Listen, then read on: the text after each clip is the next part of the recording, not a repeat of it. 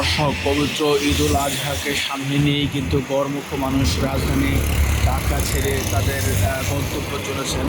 আপনাদেরকে যেমনটি দেখাচ্ছিলাম যে এই ময়মনসিংহ বিভাগের শেরপুর, জামালপুর, নেত্রকোনা, লালিতাবাড়ি সহ কিশোরগঞ্জ এবং টাঙ্গাইলের একটি অংশের যাত্রীরা কিন্তু এই ঢাকা ময়মনসিংহ মহাসড়ক দিয়ে ময়মনসিংহ হয়েই কিন্তু তাদের তাদের নিজ জেলায় যেতে হয়।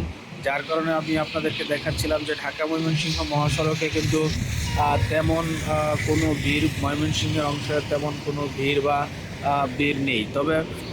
তবে ভোর থেকেই প্রচণ্ড বৃষ্টি এবং ঝড়ের কারণে কিন্তু চরম বিড়ম্বনায় পড়তে হয়েছিল। এই মহাসড়ক দিয়ে যে যাত্রীরা যাচ্ছেন তাদেরকে কিন্তু চরম বিড়ম্বনায় পড়তে হয়েছিল কিন্তু বৃষ্টির কারণে। তবে ঢাকা ময়মনসিংহ মহাসড়কে আজকে ধারণা করা হচ্ছে যে বেলা বাড়ার সাথে সাথে যে আজকে কলকারখানাগুলো আছে এই ভালুকার অংশের, আজকে কলকারখানাগুলোর শেষ কার্য দিবস। যার কারণে কিন্তু মিল ফ্যাক্টরিগুলো যখন বন্ধ হবে তখন বিকেল থেকে হয়তো বা এই ঢাকা ময়মনসিংহ মহাসড়কের যাত্রীদের চাপ কিন্তু অনেকটাই বাড়বে, এমনটাই ধারণা করা হচ্ছে। তবে আমরা উপজেলা প্রশাসন এর সাথে কথা বলেছি, তারা বলছেন যে মানুষ যাতে করে নির্বিঘ্নে তাদের গন্তব্যে পৌঁছতে পারে সেই জন্য কিন্তু যাতে মহাসড়কে কোনো ধরনের বিশৃঙ্খলা না হয় সেজন্য তারা প্রস্তুতি নিয়েছেন। এখানে যানজট নিরসনের জন্য কিন্তু কাজ করছেন ভরডোবা হাইওয়ে পুলিশ এবং কাজ করছেন ভরডোবা হাইওয়ে পুলিশ এবং traffic zone, Bhaluka traffic zone এবং ভালুকা মডেল থানার যে সমস্ত কর্মকর্তারা আছেন তারাও কিন্তু কাজ করছেন এই মহাসড়কে যাতে কোনো ধরনের বিশৃঙ্খলা না হয় তার জন্য কিন্তু তারা কাজ করছেন। তবে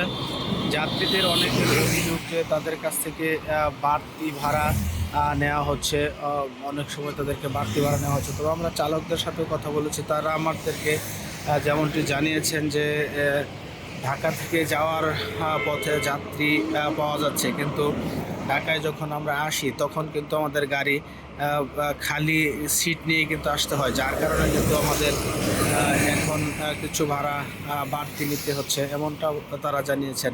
তবে কোনো ধরনের অপ্রীতিকর ঘটনা ছাড়া কিন্তু চলছে, কোনো ধরনের অপ্রীতিকর ঘটনা কিন্তু এই ঢাকা ময়মনসিংহ মহাসড়কের মধ্যে নেই। আর তেমন গাড়ির চাপ এবং যাত্রীর চাপ কিন্তু এই মুহূর্তে ঢাকা ময়মনসিংহ মহাসড়কের মধ্যে দেখা যাচ্ছে না।